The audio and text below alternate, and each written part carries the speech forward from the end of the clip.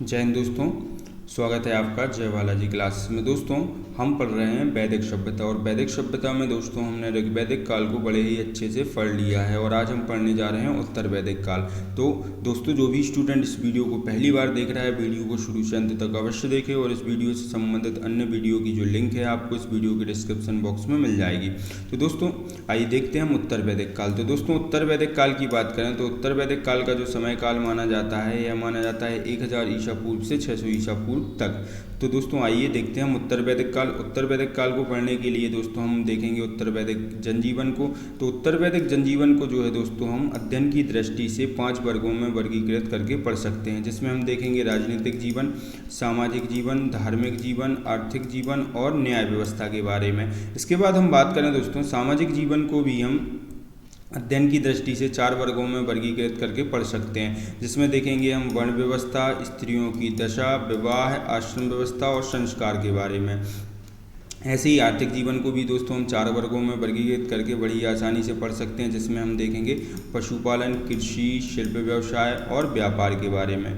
तो दोस्तों आज हम पढ़ेंगे सर्वप्रथम उत्तर वैदिक कालीन राजनीतिक जीवन के बारे में। तो दोस्तों उत्तर वैदिक कालीन राजनीतिक जीवन में हम सर्वप्रथम देखें तो हम बात करें उत्तर वैदिक काल में किसका निर्माण हुआ, जनपदों का निर्माण हुआ। लेकिन दोस्तों ऋग्वैदिक काल में जनपदों के स्थान पर क्या हुआ करते थे, जन हुआ करते थे। जन अर्थात कबीले हुआ करते थे और इन्हीं कबीलों पर जो है राजा शासन करता था। लेकिन दोस्तों उत्तर वैदिक काल में यह व्यवस्था टूटने लगी, कबीले टूटने लगे, कबीले आपस में मिलकर क्षेत्र पर आधारित अपेक्षाकृत बड़े राज्यों का निर्माण करने लगे। अर्थात अब जन के स्थान पर किसका निर्माण होने लगा, जनपदों का निर्माण होने लगा। ठीक है, आइए देखते हैं कि उत्तर वैदिक काल में कबीलाई व्यवस्था टूटने लगी और कबीले आपस में मिलकर क्षेत्र पर आधारित अपेक्षाकृत बड़े राज्यों का निर्माण करने लगे। अब जन के स्थान पर जनपदों का निर्माण होने लगा। उदाहरण के तौर पर देख सकते हैं हम भरत जन और पुरु जन, अर्थात भरत कबीला और पुरु कबीला ने आपस में मिलकर किसका निर्माण किया, कुरु राज्य का निर्माण किया। ठीक है दोस्तों, इसके बाद हम बात करें दोस्तों उत्तर वैदिक काल में राजतंत्रात्मक शासन व्यवस्था सर्वाधिक प्रचलित शासन व्यवस्था थी। ठीक, और प्रत्येक राज्य का प्रमुख राजा कहलाता था। ठीक, तो उत्तर वैदिक काल में राजतंत्रात्मक शासन व्यवस्था सर्वाधिक प्रचलित शासन व्यवस्था थी और यहाँ पर प्रत्येक राज्य का प्रमुख कौन कहलाता था, राजा कहलाता था। ठीक, इसके बाद हम बात करें राष्ट्र शब्द जो दोस्तों प्रदेश का सूचक है, पहली बार इसी काल में प्रकट हुआ।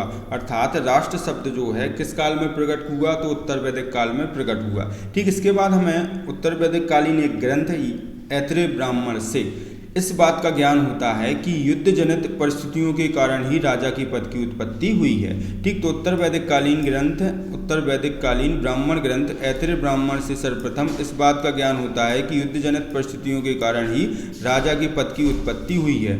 ठीक है, इसके बाद हम बात करें दोस्तों उत्तर वैदिक कालीन राजाओं ने अधिराज, राजाधिराज, सम्राट और एकराट जैसी उपाधियां धारण की हैं। ठीक है, यहाँ पर हम देख भी सकते हैं दोस्तों कि मध्य जनपदों के राजा ने राजा की उपाधि धारण की, पूर्व जनपदों के राजा ने सम्राट की उपाधि धारण की, उत्तरी जनपदों के राजाओं ने विराट की उपाधि धारण की, पश्चिम जनपदों के राजा ने स्वराट की उपाधि धारण की और दक्षिण जनपदों के राजा ने दोस्तों भोज की उपाधि धारण की।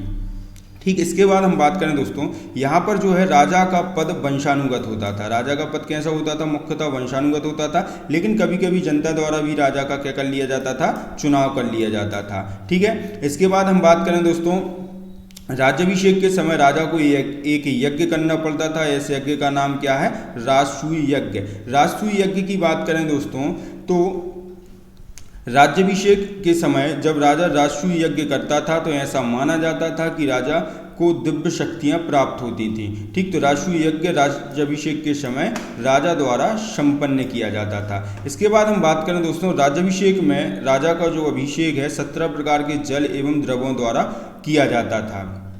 ठीक, इसके बाद हम बात करें तो राज्याभिषेक के समय जब राजा जिस चौकी पर बैठता था वह किसकी बनी होती थी, गूलर की लकड़ी की बनी होती थी और चौकी पर व्याघ्र की खाल बिछी होती थी और चौकी से उतरते ही राजा को वराह अर्थात सुअर के चमड़े के जूते पहनाए जाते थे। ठीक, तो राज्याभिषेक में 17 प्रकार के जल एवं द्रव का उपयोग कर राजा का अभिषेक किया जाता था। और अभिषेक के समय राजा जिस चौकी पर बैठता था वह किसकी बनी होती थी, गूलर की लकड़ी की बनी होती थी। और चौकी पर किसकी खाल बिछी होती थी, तो व्याघ्र की खाल बिछी होती थी। और चौकी से उतरते ही राजा को किसके जूते पहनाए जाते थे, किसके चमड़े के, वराह अर्थात सूअर के चमड़े के जूते पहनाए जाते थे। ठीक, इसके बाद हम बात करें दोस्तों, राजसूय यज्ञ के अनुष्ठान के अंतर्गत राजा रत्नियों को हवि प्रदान करता था। ठीक, और राज्याभिषेक के बाद राजा का प्रथम कर्तव्य होता था रत्नियों के प्रति सम्मान प्रकट करना, और इस सम्मान को क्या बोलते थे हम दोस्तों, रत्नी हवि इष्टि बोलते थे। ठीक, तो यहाँ पर एक लाइन ऐड कर लेंगे हम कि राजसूय यज्ञ के अनुष्ठान के अंतर्गत राजा रत्नियों को हवि प्रदान करता था। ठीक है, रत्निन से आशय है दोस्तों कि जो रत्निन होते थे यह उत्तर वैदिक काल में राजा की सहायता करने वाले पदाधिकारी होते थे। और इन्हें रत्निन क्यों कहा जाता था, क्योंकि ये कानों में रत्न पहनते थे। ठीक, तो यहाँ पर देखें हम कि राज्याभिषेक के बाद राजा का प्रथम कर्तव्य रत्नियों के प्रति सम्मान प्रकट करना होता था, और इस अनुष्ठान को रत्नी हवि इष्टि कहते थे। और इस अनुष्ठान के अंतर्गत राजा जिस क्रम में जिस पदाधिकारी के घर जाता था वह उसकी स्थिति का सूचक होता था। ठीक, अर्थात जिसके घर सर्वप्रथम जाएगा वो उसकी स्थिति सर्वोच्च होगी। ठीक, तो राजा जिस क्रम में पदाधिकारियों के घर जाता था वह उसकी स्थिति का सूचक होता था। ठीक, इसके बाद हम बात करें दोस्तों, शतपथ ब्राह्मण में 12 रत्निन का उल्लेख मिलता है, अर्थात शतपथ ब्राह्मण में 12 पदाधिकारियों का उल्लेख मिलता है। ठीक, अब राजा द्वारा रत्नियों को हवि प्रदान करने का उद्देश्य क्या होता था, तो इसका उद्देश्य होता था राष्ट्र के विविध अंगों की अनुमति प्रदान करना तथा उन्हें अपना अनुगामी और सहायक बनाना था। ठीक, अब इसके बाद हम बात करें दोस्तों, अथर्ववेद में कहा गया है राजना राजकृता, अर्थात राजा बनाने वाले राजाओं का उल्लेख किया गया है। ठीक, जैसे उदाहरण के तौर पर हम देखें ग्रामणी हो गया, रथकार हो गया, सूत हो गया, ये हमारे रत्नन हैं। ठीक, इसके बाद हम बात करें दोस्तों, पंचविश ब्राह्मण में रत्नियों को क्या कहा गया है, वीर कहा गया है। ठीक है दोस्तों, आइए यहाँ पर हम देख भी लेते हैं उत्तर वैदिक युगीन अधिकारी एवं उनके कार्य, अर्थात उत्तर वैदिक युगीन रत्निन एवं उनके कार्य। ठीक, तो राजा के पदाधिकारियों को क्या कहा जाता था, रत्नी कहा जाता था। और शतपथ ब्राह्मण में दोस्तों कितने प्रकार की रत्नियों का उल्लेख किया गया है, 12 रत्निन का उल्लेख किया गया है। ठीक, जिसमें हम सर्वप्रथम देखेंगे पुरोहित। तो पुरोहित की बात करें दोस्तों, तो पुरोहित जो होता था रत्नियों में सर्वोच्च स्थान प्राप्त होता था इसको। इसके बाद हम बात करें इसका और क्या कार्य होता था, तो यह राजा का प्रमुख सलाहकार होता था, युद्ध में राजा का अधिकारी होता था तथा धार्मिक कार्यों में राजा को सलाह देना इसका प्रमुख कार्य होता था। ठीक, तो पुरोहित की बात करें तो रत्नियों में सर्वोच्च स्थान प्राप्त होता था, इसे राजा का प्रमुख सलाहकार होता था, युद्ध में राजा का अधिकारी होता था तथा धार्मिक कार्यों में राजा को सलाह देना इसका प्रमुख कार्य होता था। इसके बाद हम बात करें दोस्तों महिषी। महिषी जो होती थी राजा की पटरानी होती थी, और इसका प्रमुख कार्य होता था प्रशासनिक कार्यों में राजा को सलाह देना।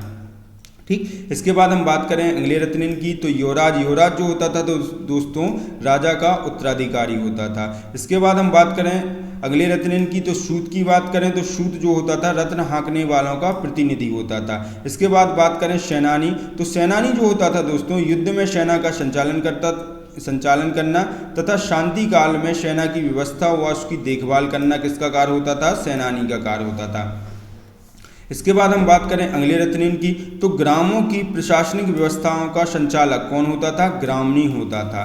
ठीक, इसके बाद हम बात करें छत्ता। तो छत्ता कौन होता था दोस्तों, राजप्रसाद की सुरक्षा करने वाला, अर्थात जिस भवन में राजा रहता था उसकी सुरक्षा कौन करता था, छत्ता करता था। इसके बाद हम बात करें दोस्तों संग्रहीता।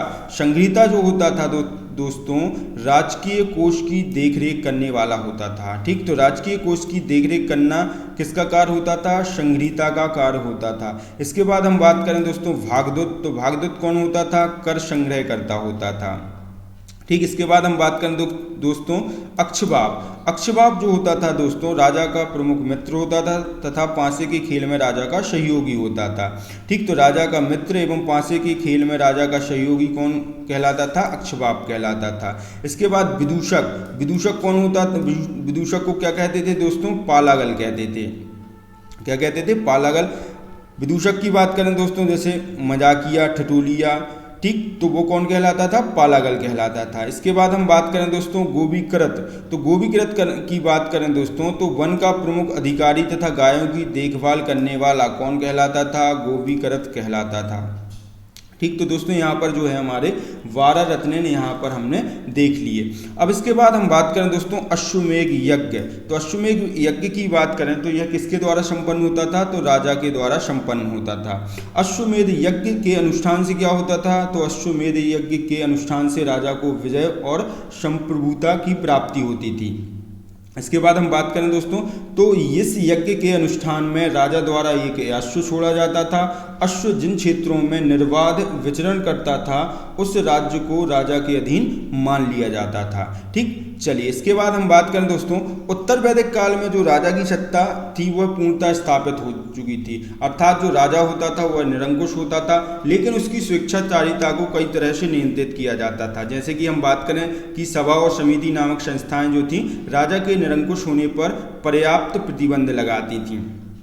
ठीक है। तो आइए यहाँ पर हम देख लेते हैं कि उत्तर वैदिक काल में राजा की सत्ता पूर्णतः स्थापित हो चुकी थी। सिद्धांततः राजा निरंकुश होता था, परंतु उसकी स्वेच्छाचारिता कई तरह से नियंत्रित होती रहती थी। ठीक। इसके बाद हम बात करें दोस्तों कैसे नियंत्रित होती थी। सभा और समिति नामक संस्थाएं राजा के निरंकुश होने पर पर्याप्त प्रतिबंध लगाती थी। ठीक। अब इसके बाद हम बात करें दोस्तों कि ऋग्वैदिक काल में जो हमारी संस्थाएं थीं वो कौन कौन सी थीं? सभा, समिति, गण और विदत थी। लेकिन उत्तर वैदिक काल में सभा और समिति नामक संस्थाओं का ही अस्तित्व रह गया था। विदत और गण जैसी संस्थाएं अस्तित्व विहीन हो चुकी थी। ठीक। तो उत्तर वैदिक काल में सभा और समिति नामक संस्थाओं का ही अस्तित्व था।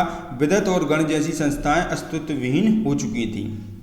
ठीक। इसके बाद आइए थोड़ा सा सभा और समिति के बारे में बात कर लेते हैं। तो सभा को समिति से प्राचीन संस्था माना जाता है। स्त्रियां सभा में हिस्सा नहीं ले पाती थीं। ठीक। इसके बाद हम बात करें सभा जहां विशिष्ट जनों की संस्था थी वहीं समिति जन सामान्य का प्रतिनिधित्व करती थी। ठीक। इनको और अच्छे से पढ़ने के लिए हमारे ऋग्वैदिक काल में देख लेना।